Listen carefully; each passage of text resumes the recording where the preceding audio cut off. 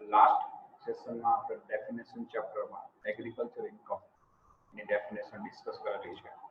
આજે આપણે આગળ જોઈએ tax planning રિવેશન.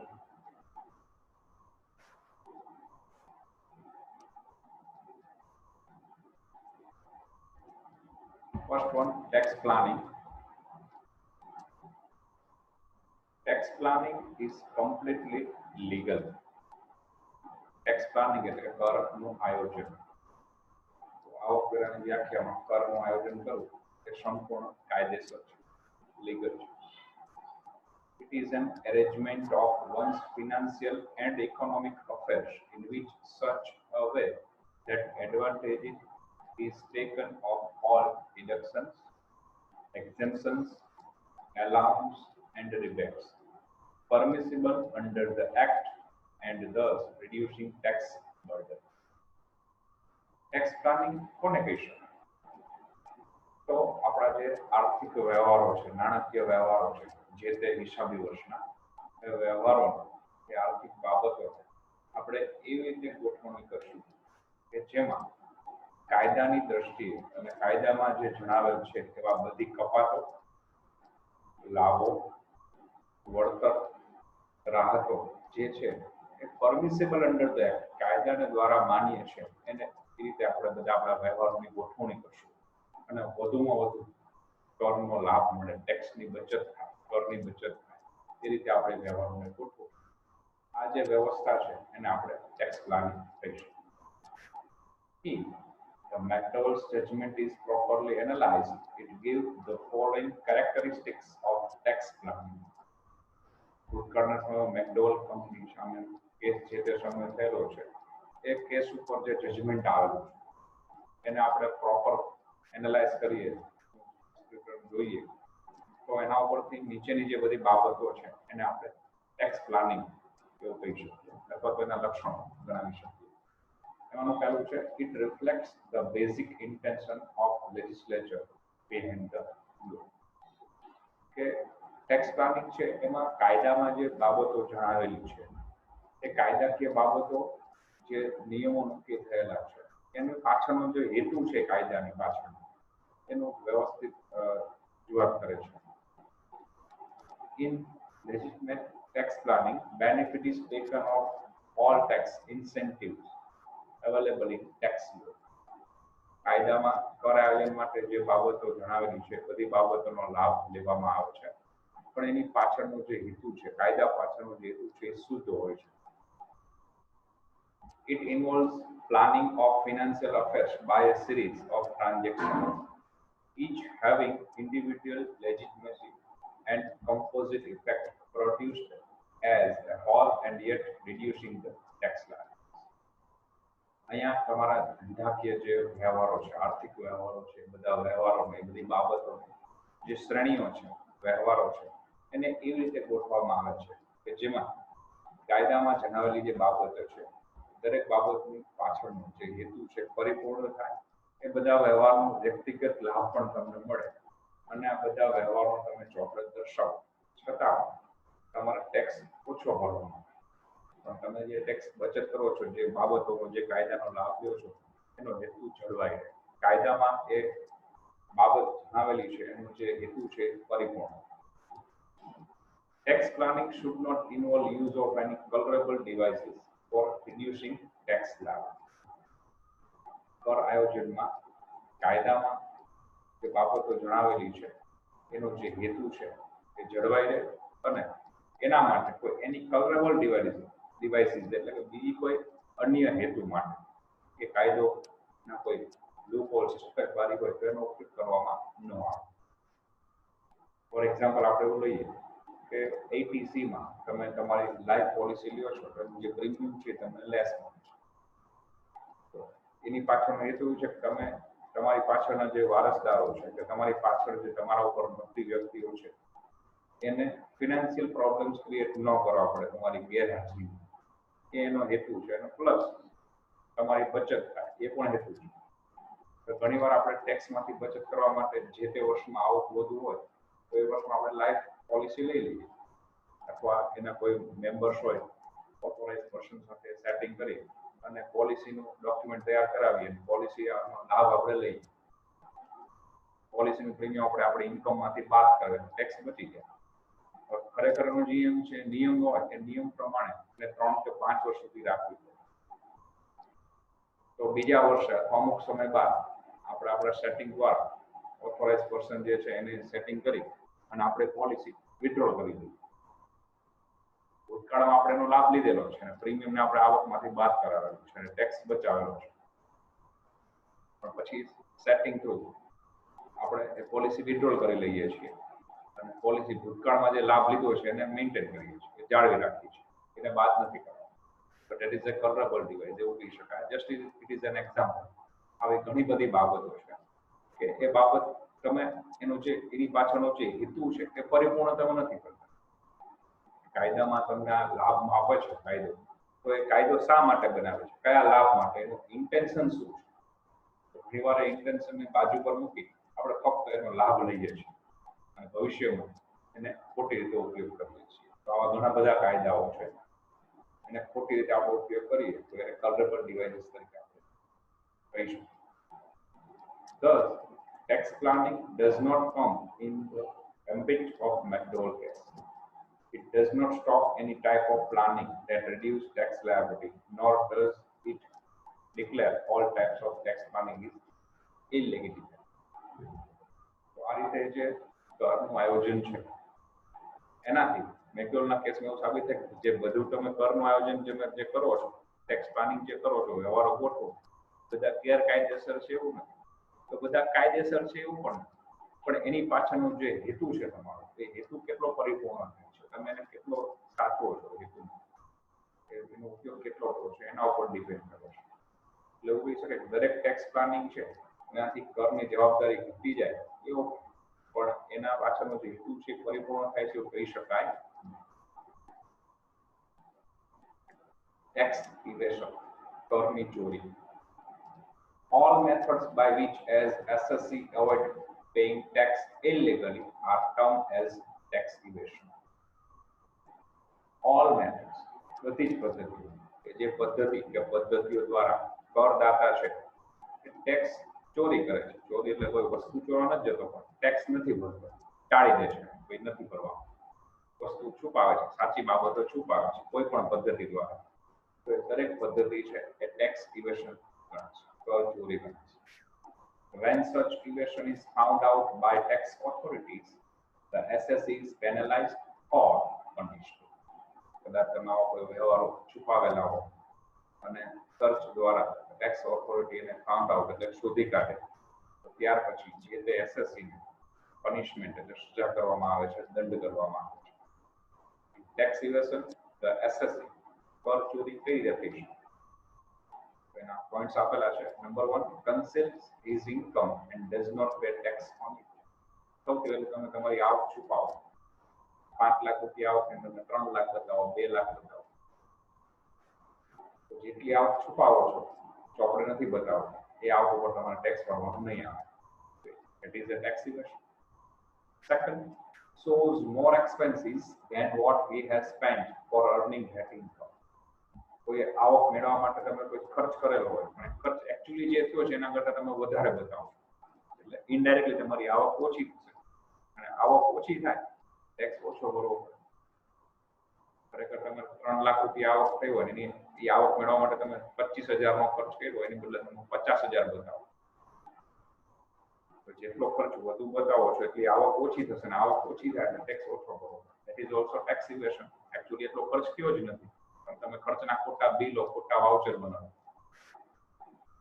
Number 3, submits wrong accounts and thus shows income very much lower than his true income. ખોટા ખાતા બનાવો, ખોટા ખાતા રજૂ કરો અને એને કારણે તમારી આવક ઘણી બધી ઓછી બતાવો, ઓછી થઈ જાય, તો આ રીતે પણ ટેક્સની ચોરી થાય. Sometimes he does not keep accounts which he required under tax law and prepare wrong accounts. ક્યારેક કાયદા પ્રમાણે તમારી જે આવક બતાવી છે એ આવક માટેના જે ચોપડાઓ તમારે રજૂ કરવા જોઈએ, જે હિસાબો દસ્તાવેજો રજૂ કરવા જોઈએ, એ તમે બનાવેલા નથી, બતાવેલા નથી, એને બદલે ખોટા ખર્ચના ખાતા કે ખોટા હિસાબો તમે રજૂ કરો. Last, may knowingly misuse the provision of law. કાયદો જે બાબત માટે બનાવેલો છે, જે હેતુ માટે બનાવેલો છે, એનો તમે મિસયુઝ, ખોટો ઉપયોગ કરો. એક્ઝામ્પલ આપણને આપ્યું છે.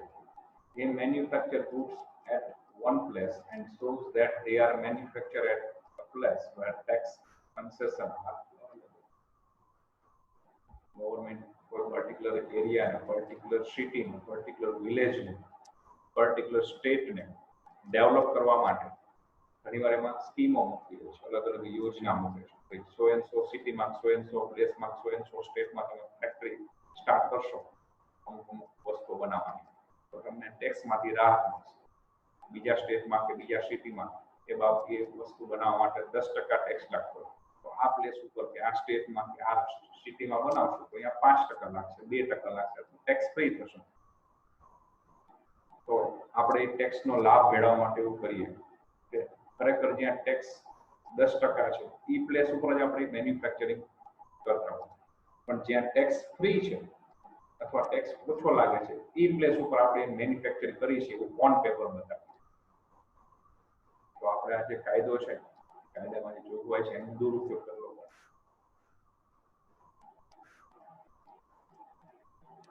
ટેક્સ એવોઇડન્સ, કર ટાળવો. Tax avoidance is also a device of paying less tax.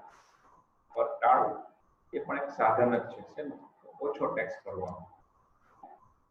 When there is a tax planning by taking advantage of provision of tax law, but intention is malafide, it is tax avoidance.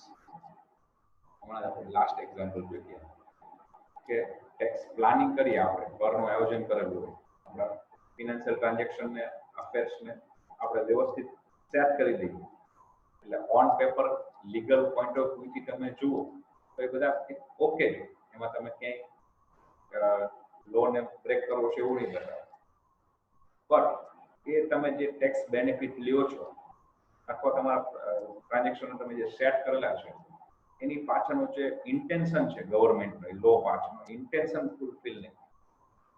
For example આપણે હમણાં જોયું કે જે જગ્યાએ tax free છે એવી જગ્યાએ તમે ઉત્પાદન થાય છે એવું બતાવો, એકચ્યુઅલી તમારું પ્રોડક્શન જે ફેક્ટરી છે એ પ્લેસ ઉપર ને બીજી પ્લેસ ઉપર છે, તો અહીંયા તમે ટેક્સ એનો લોનો જે ઇન્ટેન્શન છે એ ફૂલફિલ નથી કરતા. લોનો ઇન્ટેન્શન અહીંયા એવો છે કે જે પ્લેસ અનડેવલપ છે એને ડેવલપ કરવું છે, એના માટે ગવર્મેન્ટ આવી સ્કીમ કે આ જગ્યાએ તમે પ્રોડક્શન ફેક્ટરી મેન્યુફેક્ચરિંગ કરશો તો તમને ટેક્સના બેનિફિટ મળશે. તો એ એરિયા ડેવલપ થાય, અહીંયાના લોકો ડેવલપ થાય, એ સ્ટેટ ડેવલપ થાય. પણ અહીંયા તમે ખોટી રીતે એને રજૂઆત. Here the SSC defeat the very spirit of legal provision, though he strictly adhere to provision of tax.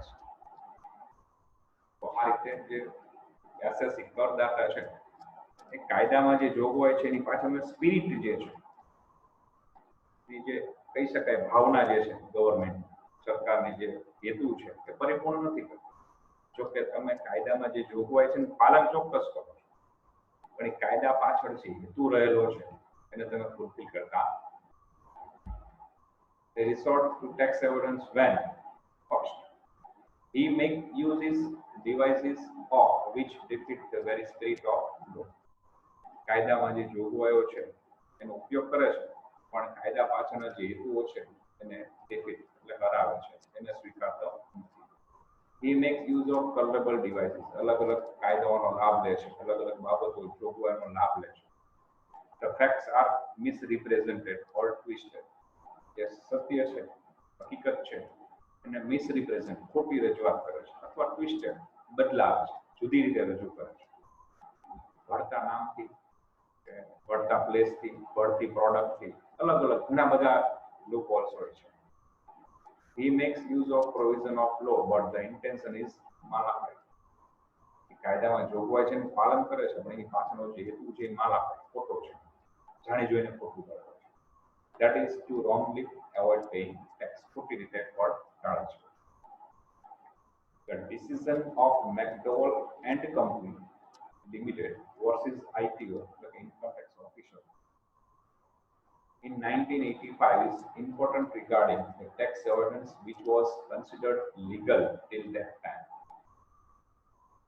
McDonald company અને ઇન્કમ ટેક્સ ડિપાર્ટમેન્ટ વચ્ચે જે કેસ થયેલો છે 1985 માં કાયદામાં જે એ કેસમાં જે જજમેન્ટ આવેલું છે જજમેન્ટને એનાલાઇઝ કરી અને ટેક્સ એવોર્ડન્સ કોને કહી શકાય એની બાબતો પર વિચારણા કરેલી ત્યાં સુધી એ બધું લીગલી ગણવામાં આવે એના પર ફરી વખત ફેર વિચારણા કરેલી ફરી વખત પછી ધ્યાનમાં કે આ બધું ઇલીગલ છે એવોર્ડન્સ ટેક્સનું એવોર્ડન્સ કરવા માટે કરેલું છે તો એ શું છે. But in this case, Justice Chinnappa Reddy to Supreme Court observed that tax avoidance cannot be allowed. Tax avoidance permission આપી શકીએ શું કામ? First, in welfare state like ours, the public revenue is adversely affected by tax avoidance.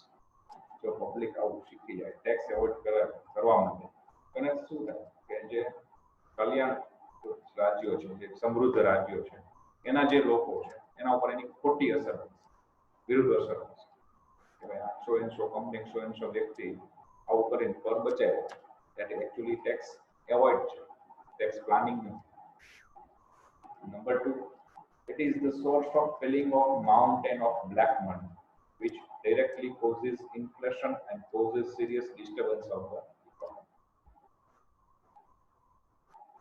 Tax avoid થશે નથી શું થશે tax બચાવવા માટે તમે ખોટા વ્યવહારો રજૂ કરેલા છે ખોટી બાબતો રજૂ કરી હશે તો કાયદામાં જે લૂપ હોલ્સ છે એનો ઉપયોગ કરેલો છે એનાથી એક બ્લેક મની જનરેટ થશે કાળું નાણું એના પછી છે પહાડો એના ખડકાશે કારણ કે 2-5-10 હજાર રૂપિયા માટે 15-25 હજાર રૂપિયા માટે 1,00,000-2 લાખ રૂપિયા માટે કોઈ આવા પ્લાનિંગ ન હોય ખોટી રીતના પ્લાનિંગ કરોડો અબજો રૂપિયા માટે આપણે કદાચ કહી ન શકીએ કેટલા બધા પૈસા માટે બધા પ્લાનિંગ કરતા હોય કારણ કે એના પાછળ ઘણા બધા વ્યક્તિઓ મગજ માઇન્ડ એમના સેટ કરવા માથા લાગે એક્સપર્ટ જોયા એમની ફી પણ આવે હોય છે એના વ્યવહાર એમનું નોલેજ પણ આવે છે એ પ્રમાણે લોકો ફી ચાર્જ કરતા હોય તો અહીંયા સામાન્ય રકમ માટે આવું પ્લાનિંગ ન થતું હવે એવોર્ડન્સ કઈ નાની મોટી રકમ માટે બહુ ખૂબ જ અઢળક વ્યવહારોમાં અઢળક રકમ માટે આવું પ્લાનિંગ થતું તો એનાથી શું થશે બ્લેક મનીના પહાડો પડશે અને એની ડાયરેક્ટ ઇફેક્ટ ક્યાં થશે માર્કેટ કઈ રીતે ઇકોનોમીમાં એની ઇફેક્ટ થશે ઇન્ફ્લેશન એટલે ફુગાવો બજારમાં આવશે વસ્તુના ભાવ વધતા જશે. It leads to large hidden loss to the economy by some of the best brain in the country being involved in the perpetual war waged between tax avoider and his expert team of the advisors, lawyers, and accountants on the one side, and the tax officer and his perhaps not so skillful advisor on the other side. So, સરસ કીધેલું છે સરસ judgement આપેલું છે sorry analyse કરેલું છે કે tax એવોર્ડન્સથી શું થશે large hidden loss to the community છે લોકો પબ્લિક એને નુકસાન થશે એની પાછળ મોટું નુકસાન છુપાયેલું છે કઈ રીતે કે બહુ ઓછા એવા માણસો જેની પાસે આવું બ્રેઇન છે કે જે લોકો લૂપ હોલ્સ જે લોના છે એનો ઉપયોગ કરી શકે છે અથવા એને શોધી શકે છે એનો બેનિફિટ લઈ શકે તો એવા લોકો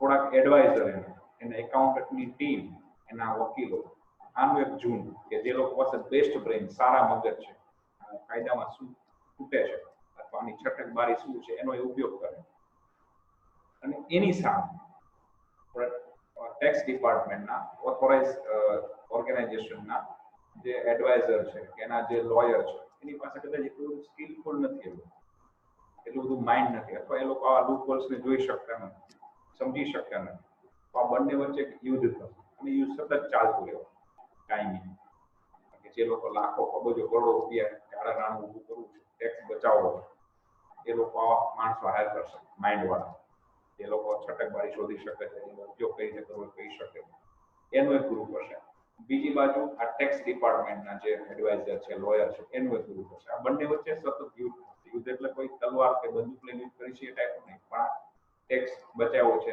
ચોરી કરી છે એવોર્ડ કર્યો છે એના માટે જે લીગલ આપણે દાવ વેચવાનું કહે છે એવું અને એના કારણે શું થશે કે આ યુદ્ધ દ્વારા જો ટેક્સ એવોર્ડ લીગલ થઈ જશે કાયદેસર થઈ જશે તો એક કાળું નાણું જનરેટ થશે, બ્લેક મની જનરેટ થશે. આની ઇનડાયરેક્ટલી ઓર ડાયરેક્ટલી ઇફેક્ટ આપણી કોમ્યુનિટી ઉપર થશે. It creates sense of injustice and inequality in the brain of those who are unwillingly or unable to profit by. જો આવું થાય અને આ વ્યવહારો ચાલુ જ રહે કે તમે એકચ્યુઅલી જે લો છે એ લોની પાછળનો જે ઇન્ટેન્શન છે એ ઇન્ટેન્શનને તમે લૂપહોલ્સ તરીકે યુઝ કરો અને માલાફાઇટલી તમે એને ટેક્સ પ્લાનિંગ તરીકે કન્સિડર કરાવી લો લીગલી. તો જે લોકો સમાજમાં છે કે લીગલી ટેક્સ ભરે છે અથવા જે લોકો એવા છે કે જેની પાસે એવું માઇન્ડ નથી, એની પાસે એવી સમજ નથી, એ લોકોના મગજમાં એક અન્યાયનો ભાવ ઉભો થશે. અમને અમારી સાથે અન્યાય થયો છે કે આ લોકો આ વ્યવહાર કરે છે તો એ માન્ય છે, અમે આમ કરીશું તો આ અમાન્ય. એ લોકો આવી રીતે ટેક્સ બચાવે, ટેક્સની ચોરી કરે છે, અમે નથી કરીશું. એક ભાવ ઉભો થશે, વિરુદ્ધ ભાવ. It lacks of ethics as it transfers the burden of tax liability to the shoulders of the guileless good citizens from those of artful robbers. Artful robbers. Artful એટલે કોઈ કળા એ અર્થમાં નહીં કે જેની પાસે દિમાગ છે, એની દિમાગ ખોટી રીતે લોકો ઉપયોગ કરે છે, એવા કૂતરાઓ, એવા લોકો. ડોગર્સ મતલબ એક એકચ્યુઅલ નથી પણ એક કૂતરા વ્યક્તિઓ જેની પાસે એકદમ શાર્પ માઇન્ડ છે, ખૂબ જ પ્રભાવશાળી મગજ છે. લોકો કાયદાનો ખોટી રીતે ઉપયોગ કેમ કરવો અને સાચું કેમ ગણાવવું એવું મગજ ઉપયોગ કરી શકે, તે આર્ટફુલ ડોગર્સ છે. એ લોકો આવો મગજનો ઉપયોગ કરશે, એનાથી લેક્સ ઓફ એથિક્સ, નૈતિકતા ઓછી થશે સમાજની, નૈતિકતા ભાવ ઓછો થશે. અને એને કારણે શું થશે કે જે લોકો સારા છે, ગુડ સિટીઝન, સારા લોકો સીધી રીતે ટેક્સ ભરી દે છે, ખોટા વ્યવહારો નથી બતાવતા, ખોટું નથી કરતા, સીધો ટેક્સ ભરી દે, જે કે વ્યવહાર છે સાચું જ કરે છે. ગાઈડલેસ છે, જેની પાસે નોલેજ નથી અથવા એવું એફોર્ડ કરી નથી શકતા કે નોલેજ માટેના જે માણસો છે એની ફી એફોર્ડ નથી કરી શકતા, આ બધા લોકો ઇઝીલી ટેક્સ ભરી દે છે. તો આ જેની પાસે માઇન્ડ છે અથવા જે લોકો આવું એફોર્ડ કરી શકે છે, આવા લોકોના માઇન્ડ અને ખોટા વ્યવહારો ઉભા કરે છે, દાવપેચ રચે છે, તો એ લોકો પોતાની ટેક્સની જવાબદારી છે આવા સીધા લોકો પર છોડી દેશે, એમના ખભા પર આવી જશે. કે આપણે અત્યારે ચાલી રહ્યું છે કે જે ગરીબ લોકો છે એને ટેક્સની કોઈ ચિંતા નથી, જે એકદમ રીચ પબ્લિક છે, ફાઇનાન્શિયલ એકદમ સાઉન્ડ છે, ટેક્સ ઇઝીલી ભરી દે છે. જે મિડલ ક્લાસ છે, જે ઇઝીલી ટેક્સ ભરે છે, કોઈ ખોટું કરતા નથી, એ લોકોને એ ટેક્સનો બેનિફિટ નથી મળતો. કઈ રીતે? સરકારમાં ટેક્સ એન્ડ સરકાર બધી સુવિધાઓ પૂરી પાડે, પ્રાથમિક જરૂરિયાતો લોકોની, આ માટેના જે પૈસા છે ટેક્સ થ્રુ આવે. તો મિડલ ક્લાસ ઇઝીલી ટેક્સ ભરી દે છે, કોઈ ખોટું કરતો નથી. મોટા ભાગનો નીચલો વર્ગ છે ને ટેક્સ ભરવાનો કોઈ પ્રશ્ન નથી. જે એકદમ સાઉન્ડ પીપલ છે, ફાઇનાન્શિયલી સાઉન્ડ છે, એ લોકો ટેક્સ ભરે છે, પણ આવા દાવ પેચર છે ખોટા, કારણ ટેક્સ એકચ્યુઅલી જે ભરવો પડે એના કરતા ઓછો ભરે છે. તો વચ્ચેનો જે ગેપ છે એમને ભરવાનો ટેક્સ, કોના ઉપર બર્ડન આવે છે? Middle class. અને સરકારની જે સુવિધાઓ છે એનો લાભ પણ મળતો નથી. We know live in welfare state whose financial needs, if backed by the law, have to be respected and met. આપણે જાણીએ છીએ કે સમાજ જે રાજ્ય કલ્યાણકારી સમૃદ્ધ છે એની નાણાકીય જરૂરિયાતો પણ હોય છે, સમૃદ્ધ રાજ્ય બનાવવું હોય તો, અને એની પાછળ એનું બેકિંગ પણ મળે ને કાયદા. પહેલેથી જ કોઈ રાજ્ય, કોઈ શહેર, કોઈ સોસાયટી સમૃદ્ધ ન હોય, અને સમૃદ્ધ બનાવવા માટે કાયદો બને, કાયદા માટે પૈસાની પણ જરૂર પડતી હોય છે. Have to be respected and કાયદા અને આર્થિક બાબતો એટલે કે નાણું અને કાયદો બંને ભેગા થાય, એ બંને ભેગા વળી અને સમાજને કલ્યાણકારી સમૃદ્ધ બનાવી શકે. We must recognize that there is behind taxation as much moral sanction as behind any other welfare legislation, and it is a present to say the evidence of taxation is not unethical, and that is stand on no less moral plan than honest payment of taxes. તો આપણે ફરજિયાતપણે આવા જે લોકો છે, આવા જે વ્યક્તિઓ છે એને ઓળખવા જોઈએ કે આ લોકો ટેક્સ જે ભરે છે એની પાછળનો જે હેતુ છે પરિપૂર્ણ થાય છે, ફૂલફિલ થાય છે, એનો જે ઇન્ટેન્શન છે લોન હોય, એ લોકો અનએથિકલી ગેરકાયદેસર રીતે આનો ઉપયોગ તો નથી કરતા, એ આપણે ફરજિયાત જાણવું જોઈએ, જોવું જોઈએ, અને શક્ય થાય મોરલી નૈતિકતાથી લોકોનું ટેક્સ ભરે છે એ ધ્યાન રાખવું જોઈએ. Moral plan honest payment on taxation, અને એ લોકો જે પ્લાન કરે છે ટેક્સ પ્લાન, એનો જે હેતુ છે નૈતિક છે, બધા વ્યવહારો સાચા બતાવેલા છે, એ બધી બાબતોનું આપણે ધ્યાન રાખવું જોઈએ, જેથી કરીને આપણે વેલફેર સ્ટેટનું પ્લાન કરી શકીએ, સ્ટેટને વેલફેર બનાવી શકીએ.